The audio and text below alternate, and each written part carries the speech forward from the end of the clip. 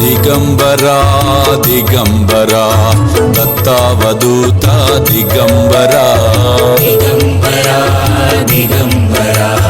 అక్కల్కోటలో రాజేరాయన్ మఠము నిర్మాణం చేసిన నిజాం రాష్ట్రంలోని జాగీర్దారైన శంకర్రావు రాజే గారికి గానగాపురంలో దత్తపాదుకలు సేవించుచుండగా అతని వ్యాధి నివారణకు అక్కల్కోట్ స్వామి సమర్థులను ఆశ్రయించమని దత్త భగవానుడు కలలో దర్శనమిచ్చి ఆదేశించారు.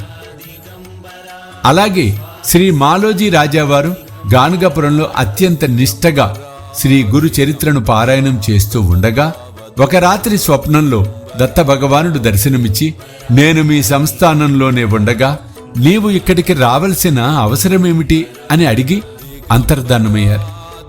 ఇటువంటి నిదర్శనాలు వారి చరిత్రలో అనేకము కలవు. 1856వ సంవత్సరం అశ్విని మాసం పంచమి బుధవారం నాడు అక్కల్కోటలో ఖండోబా దేవాలయంలో స్వామివారు చిన్న పిల్లవాని మాదిరిగా ఆడుకుంటూ దర్శనమిచ్చారు.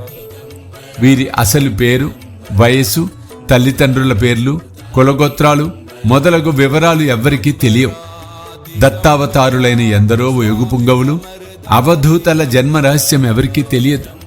వారి అవతరణ తర్వాత వారి లీలల చేత వారు పరిచయమయ్యేవారు. వారు మొదట దర్శనమిచ్చిన రోజే వారి అవతార జననం, దానినే జన్మదినంగా గుర్తించుట కూడా కలదు. అంతేకాని వారికి తల్లి, తండ్రి, వారి అసలు జననం ఎవరికి తెలియదు.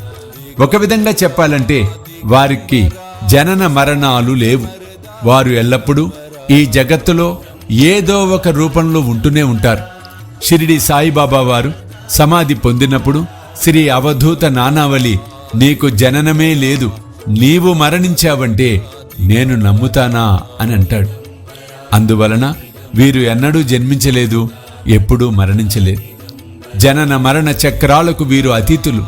వీరు జగద్గురువులు, జగత్తు నిర్మాణకర్తలు, పోషకులు, లయకారులు, శ్రీ దత్తాత్రేయ స్వామి ప్రతిరూపాలు. ఇటువంటి మహాత్ములు గజానన మహారాజ్ సేగాం, శ్రీ షిరిడి సాయిబాబా షిరిడి, శ్రీ స్వామి సమర్థులు, వీరు ముగ్గురు సమకాలీకులు. శ్రీ గజానన మహారాజ్ మొదటిసారి సేగాంలో ఒక బ్రాహ్మణుని ఇంట జరుగు శుభకార్యంలో భోజనములు జరుగు సమయంలో ఎంగిలి విస్తరాకుల దగ్గర దర్శనమిచ్చారు. షిరిడి సాయిబాబా వారు మొదట షిరిడిలో ఖండోబా మందిరం వద్ద మహల్సాపతికి దర్శనమిచ్చారు. సోలాపురం భక్తులు చింతో పంతుతోల్ స్వామికై అక్కల్కోటలో వెతుకగా స్వామి ఖండోబా మందిరం దగ్గర దర్శనమిచ్చారు. చింతో పంతుతోల్ స్వామిని తన వసతి గృహమునకు రమ్మని పిలువగా, నా ఇల్లు వేరే ఉంది, నీవు పో అన్నారు. నిరాశతో అతడు తిరిగి వెళ్ళిపోయాడు. అది సాయం సమయం. అడవి నుండి పశువులను గ్రామంలోనికి తోలుకొని పోవు పశువుల కాపరులు స్వామిని చూశారు. వారి దగ్గరగా వచ్చి స్వామిని దర్శించి వీరు ఎవరో గొప్ప మహాత్ములు అని భావించి నమస్కరించారు. అప్పుడు స్వామి, నేను మీ ఊరు రానా అని అడిగారు.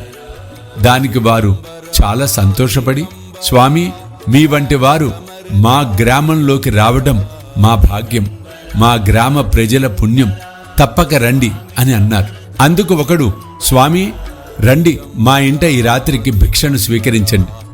మేము బీదవారం, మీకు కేవలము జొన్న రొట్టె కూర పెట్టగలం, దయచేసి దానిని స్వీకరించి దీవించండి అని కోరగా స్వామి వాని వెంట వెళ్ళి వారి ఇంటివారు పెట్టిన రొట్టెలను ఎంతో ఆనందంగా భుజించి వారి ఇంటి అరుగుపైన నిద్రపోయారు.